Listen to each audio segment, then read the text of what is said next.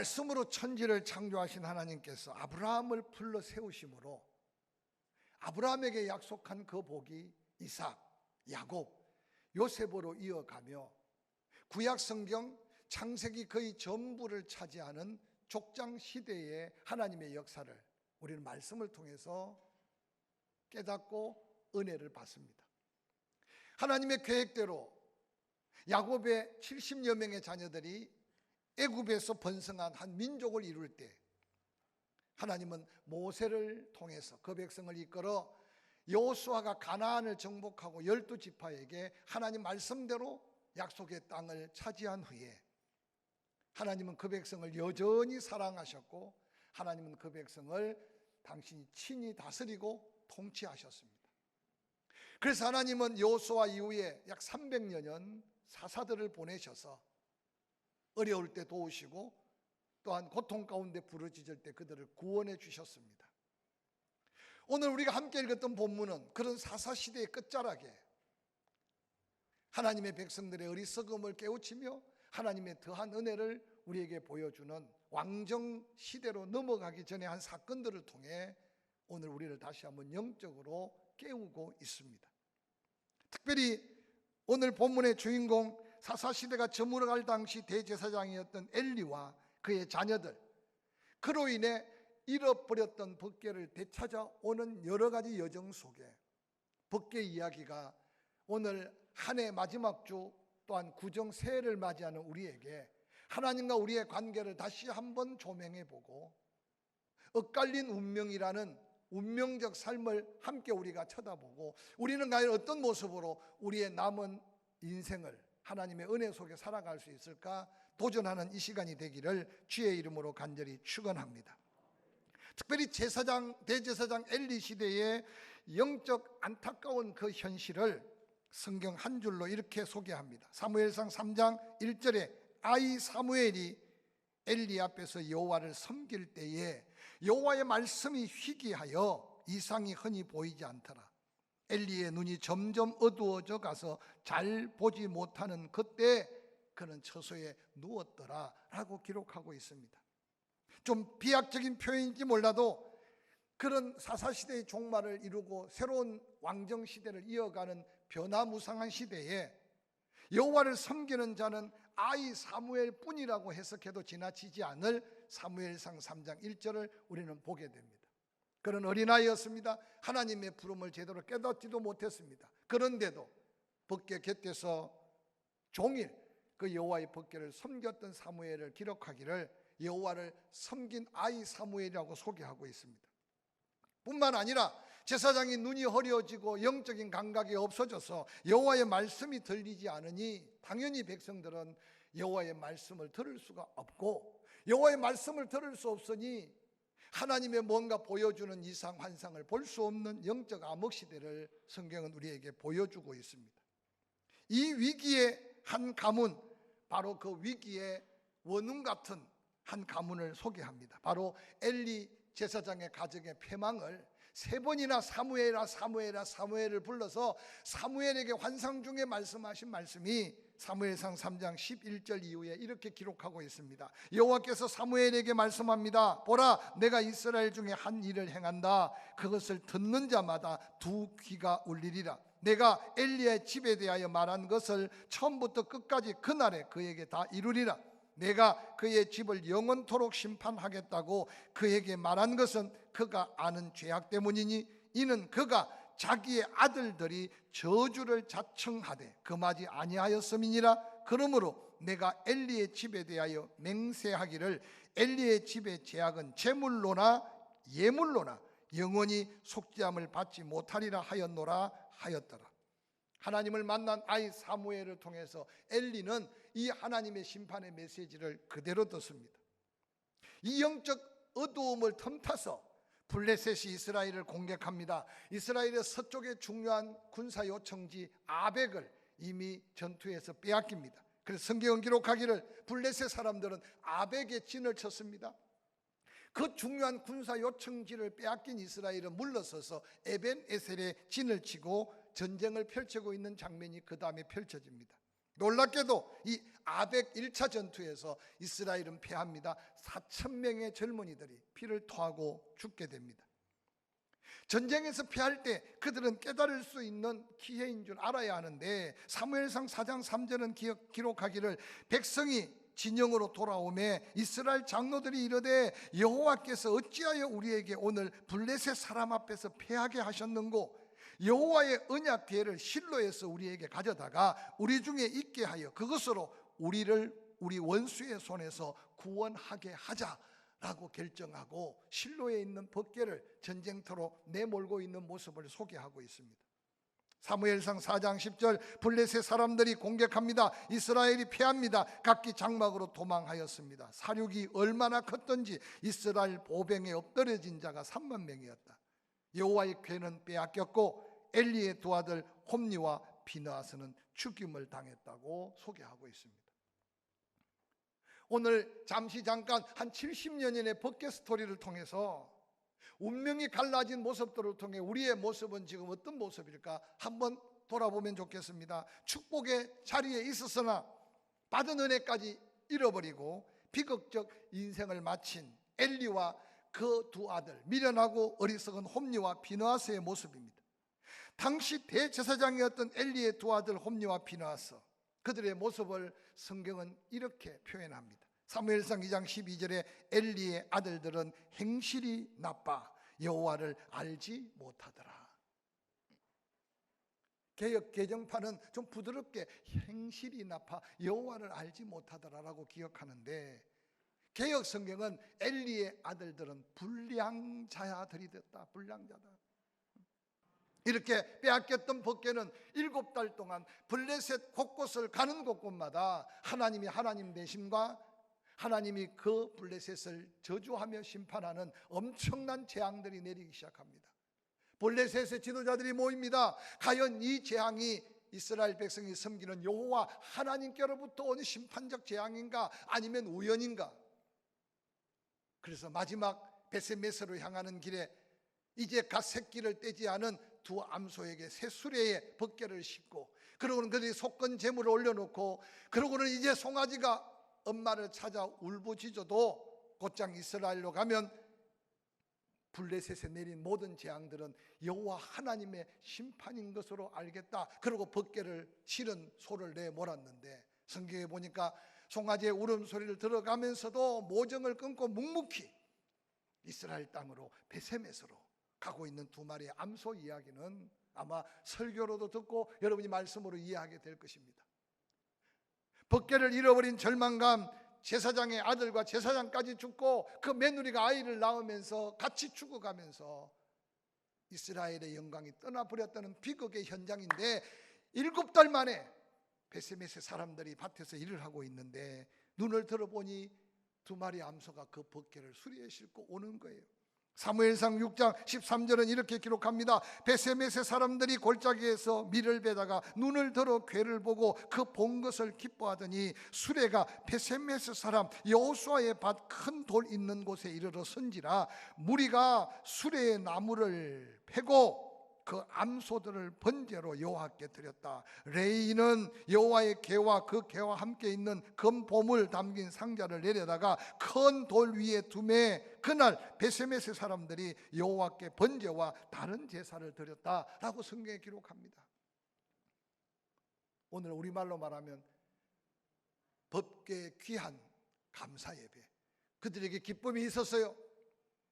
수레를 패고 두 마리 암소를 제물로 드릴 수 있는 어떤 면에서는 예배도 알았어요. 그리고 그들이 함께 성경에 보니까 예배를 모두가 드렸어요. 그런데 놀랍게도 19절에 성경은 이렇게 이어집니다. 베세메스 사람들이 여호와의 궤를 들여다본 까닭에 그들을 치사 5만 70명을 죽이신지라. 여호와께서 백성을 쳐서 크게 사륙하였으므로 백성이 슬피 울더라. 베세메스 사람들이 이르되 이 거룩한 하나님 여호와 앞에 누가 능히 서리요? 누가 능히 서리요 그를 우리에게서 누구에게로 올라가게 할까? 조금 전까지만 해도 돌아온 법궤로 인해 기쁨으로 예배드리고 감사함으로 예배드렸는데 그들이 왜 그 법궤를 뚜껑 열고 그 속을 들여다 봤을까? 이게 지금 심각한 문제의 시작입니다. 우리가 잘 아는 대로 그 법궤 안에는 이스라엘 백성들이 하나님과 함께함의 증거가 있습니다. 아론의 쌍난 지팡이, 그러고는 만나 항아리, 그리고 십계명의 두 돌판이 그때까지 있었던 상황이죠.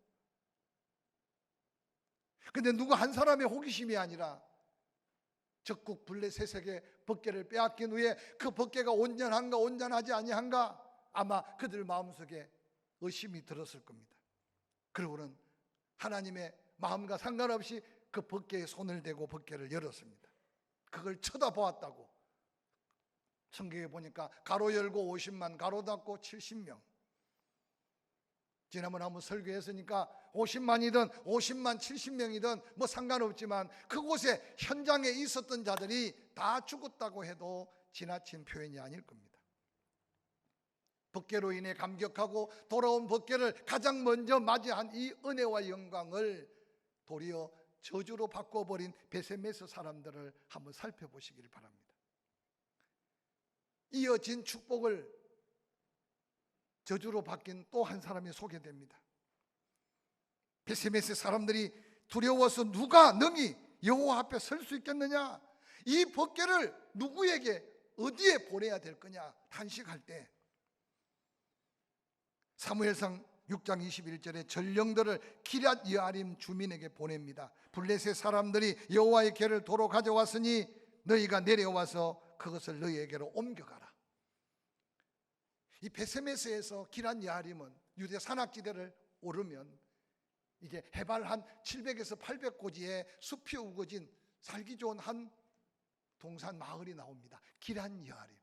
그런데 놀랍게도 베세메스 사람들이 뭔가 알고 있었던 것 같아. 기럇 여아림에 제사장이 있고 하나님을 섬기는 백성들이 있고 비록 유다 고을이지만, 그래서 그곳 주민들에게 연락을 했더니 세상에 베세메스 사람들은 온통 두려워서 떠는데 기럇 여아림 사람들이 그 법궤를 모셔갑니다.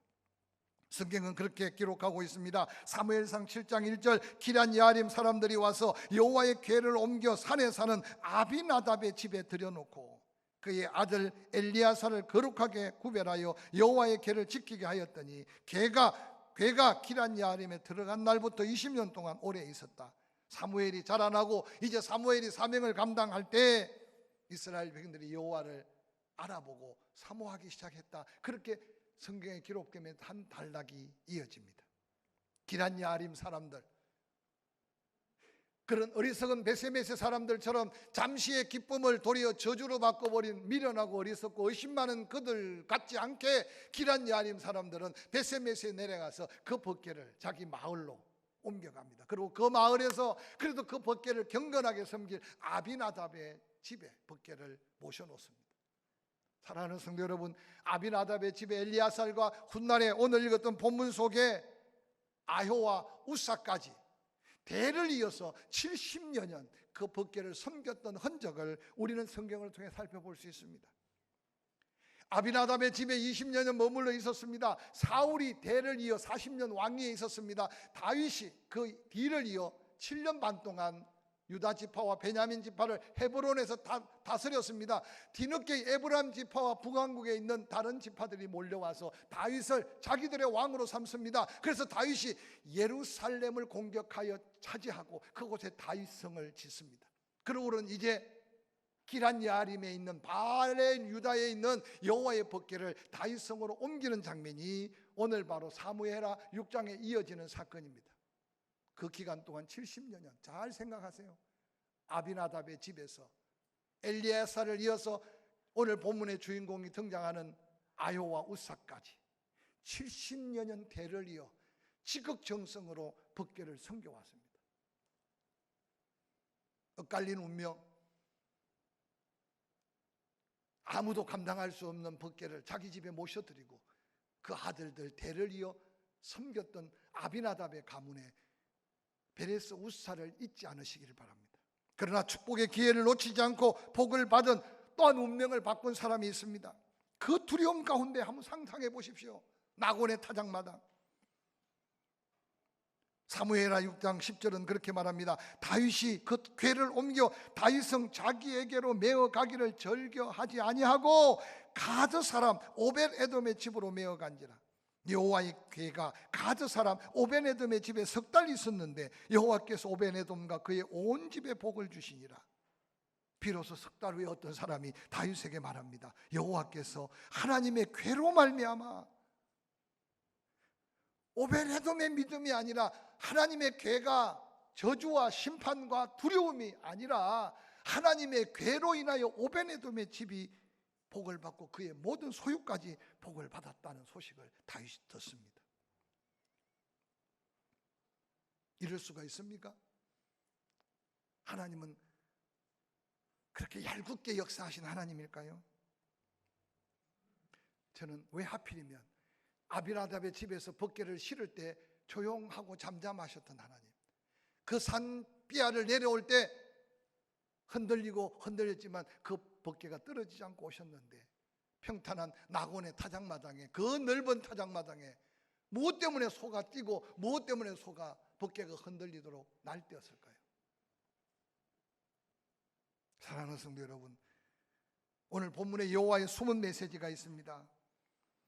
오벤에돔을 통해 아비나답과 그 가정에, 그리고 온 이스라엘과 다윗에게 하나님이 하시고자 하는 메시지가 바로 그곳에 있었다는 사실을 기억하시기 바랍니다. 법궤를 바라보면서 이제 온 이스라엘 백성들, 아니 다윗의 마음속에 두렵기만 해요. 무섭기만 해요. 하나님은 오벳에돔의 집에 석 달 동안 복을 주시면서 끊임없이 이웃에게 들려오는 이야기는 뭐냐? 법궤는 두려움의 대상만이 아니다, 무서움의 대상, 아니 저주의 대상이 아니다, 축복의 대상이다. 하나님은 다윗에게 그 메시지를 통해 다시 한번 온 백성에게 사랑을 받고 싶은 마음으로 오벳에돔이라는 사람을 예비하고 있었다는 사실을 한번 상상해 보시기 바랍니다. 낙원의 타작마당 뛰고 있는 소, 그곳에 베네스 우사, 저주의 심판의 자리였는데 다윗이 급하게 수수문하지 않았겠습니까? 아니 이 동네, 이 가까운데 누가 이 법궤를 섬길 수 있는 사람이 있겠는가?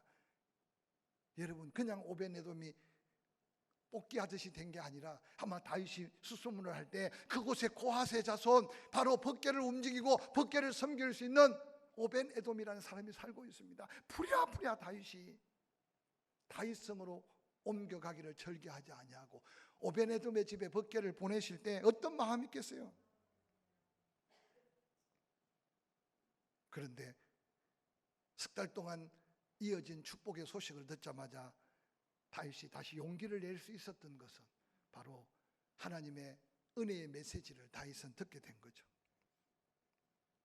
엄청난 두려움, 베레스 우사 저주의 현장을 다시 뛰어넘어 다윗은 다시 축복의 주인공의 자리를 꿰찹니다. 사무엘 6장 12절 중간에 다윗이 가서 여호와의 궤를 기쁨으로 메고 오벤에돔의 집에서 다윗성으로 올라갈새 여호와의 궤를 맨 사람이 6걸음을 가매 다윗이 너무 감격해서 잠깐 머물러 봐라. 법궤를 옮기는데 하나님 방법대로 옮기니 아무 문제가 없구나. 그래서 소를 잡고 살찐 송아지를 잡고 또 예배를 드립니다. 그리고 또 걸음을 긋습니다. 그러고는 3만 명이 아니라 뽑았던 수많은 악단들이 연주가 아니라 다윗 자신이 여호와 앞에서 힘을 다하여 춤을 춥니다. 근데 다윗이 얼마나 감격 속에 몸을 흔들고 춤을 췄던지 왕의 겉옷 안에 속옷에 배 예봇을 입었더라고 성경에는 기록합니다. 다윗의 그 감격스러운 찬양과 그 감격스러운 춤을 보고 온 이스라엘 백성들이 함께 즐거워합니다. 그리고 나팔을 붑니다. 그리고 여호와의 궤를 다윗성으로 모셔오고 있습니다. 다윗이 받은 은혜는 열정이 중요한 것도 아니고 모양이 중요한 게 아니라 회개하는 심령을 하나님께서는 귀하게 여기시는 다윗의 아름다운 법궤를 모셔오는 예배의 모습을 본받으시기를 주의 이름으로 간절히 축원합니다. 뿐만 아니라 다윗은 큰 기쁨과 즐거움으로 예배했습니다. 하나님의 궤를 기쁨으로 메고 왔습니다. 소와 살찐 것으로 제사를 드립니다. 힘을 다하여 춤을 춥니다. 다윗의 그 모습을 바라보고 온 백성들도 석 달 전 그 두려움을 다 떨쳐버리고 함께 감격하며 기뻐하며 찬양합니다.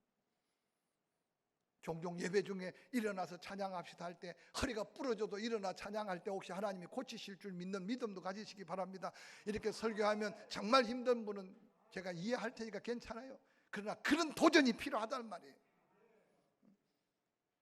제가 지각한다고 야단치지는 않습니다. 그러나 때때로 혹이라도 시간 전에 오면 더 은혜를 주실까 기대하는 마음으로 다윗의 이 감격과 이 기쁨을 회복하는 저와 여러분이 될 수 있기를 주의 이름으로 간절히 축원합니다. 사무엘하 6장 17절 여호와의 궤를 메고 들어가서 다윗이 그것을 위하여 준비된 장막 가운데 예뱃을 둡니다. 법궤를 둡니다. 다윗이 다시 그곳에서 번제와 화목제를 여호와 앞에 드립니다. 그리고 18절 다윗이 번제와 화목제 드리기를 마치고 만군의 여호와의 이름으로 백성들을 축복하고 있습니다. 여러분, 예배는 내가 받은 은혜를 하나님 앞에 감사하는 거지만 진정한 예배는 하나님이 나를 축복하는 현장이 예배임을 믿으시기를 주의 이름으로 간절히 축원합니다. 늘 기도하지만 감사가 더한 감사, 소원과 서원의 감사가 기적의 응답의 감사, 사모함으로 여러분 몸 물질 시간 들이시기를 바랍니다. 오늘 본문의 법궤의 모든 사건 속의 중심은 하나님은 다윗에게 있었습니다. 잘 기억하세요. 하나님은 아무나 누구에게나 동일한 섬김을 요구하지 않습니다. 블레셋 사람들이 수레에 실어서 보내도 하나님은 조용히 잠잠히 그 수레에 실려서 왔습니다. 그러나 이방인들처럼 법궤를 다루기를 원치 않는 것은 오베네도마 봐라, 다윗아 봐라, 나는 너에게는 대접받고 싶다. 나는 너에게 하나님의 모습으로 섬김을 받고 싶다. 특별히 믿음 없는 사람들, 새신자들은 이 예배 한 시간 드리기가 힘들 수도 있어요. 그러나 여러분요, 신앙에 오랜 은혜 입은 사람들, 하나님은 더 귀하게 여러분을 대하신다는 사실을 믿으시기를 주의 이름으로 간절히 축원합니다. 설교를 준비하다가 한 문장을 제가 보고 눈이 번쩍 띄었어요. 눈의 색깔은 바꿀 수 없지만 눈빛은 바꿀 수 있다. 입의 크기나 모양은 마음껏 바꿀 수 없지만 미소는 바꿀 수 있다. 삐죽거리는 입이 아니라 기쁨이 넘치는 사랑스러운 미소는 내 입에 담을 수 있다. 다른 사람처럼 빨리 뛸 수는 없지만 믿음 안에 용기 있게 힘차게 걸을 수는 있지 않느냐. 저는 이 글귀를 보면서요, 야, 거룩한 변화가 필요한 때 도전이 아닌가 생각해 봅니다. 1889년 역사를 바꾸어 놓는 두 사내 아이가 태어납니다. 한 아이는 사촌간인 오스트레이안 부부를 통해서 출산합니다. 아버지를 일정 여인 소녀는 알코올 중독자인 숙모 밑에서 성장합니다. 그는 16살 때 학교를 중퇴하고 극렬 분자가 됩니다. 그의 이름은 바로 아돌프 히틀러랍니다. 동일한 해수에 태어난 또 다른 아이가 하나 미국 텍사스에서 태어납니다. 부모의 사랑과 관심을 받으며 자란 소녀는 웨스트포인트 사관학교에 입학합니다. 그 소년의 이름은 드와이트 아이젠하워라고 합니다. 두 사람은 2차 세계대전에 함께 만납니다. 한 사람은 분노와 독기를 발산했고 다른 한 사람은 평화를 외쳤습니다. 히틀러는 56세 때 대피소에서 자살해 많은 사람들의 환호성을 자아내게 했습니다. 잘 죽었다. 그런데 아이젠하워가 눈을 감을 때는 세계가 애도했다고 합니다. 인생의 운명은 누구의 장난이 아니라 지금도 하나님은 택한 자를 지키시고 보호하시는 줄 믿으시기를 주의 이름으로 간절히 축원합니다. 오늘도 해외 나갔다가 때로는 확진자와 밀접 접촉자가 되어서 가정에서 온라인 예배 드리는 식구들이 있습니다. 동일한 은혜가 임하기를 주의 이름으로 축원합니다. 제가 느끼는 것은 코로나 오미크론이 제 개인적으로도 가까이 다가오는 걸 느낍니다. 불안해하기보다도 지혜롭게 조심하고 또한 믿음으로 무슨 독을 마실지라도 해를 받지 아니할 하나님의 은혜를 함께 도전하시기를 주의 이름으로 간절히 축원합니다.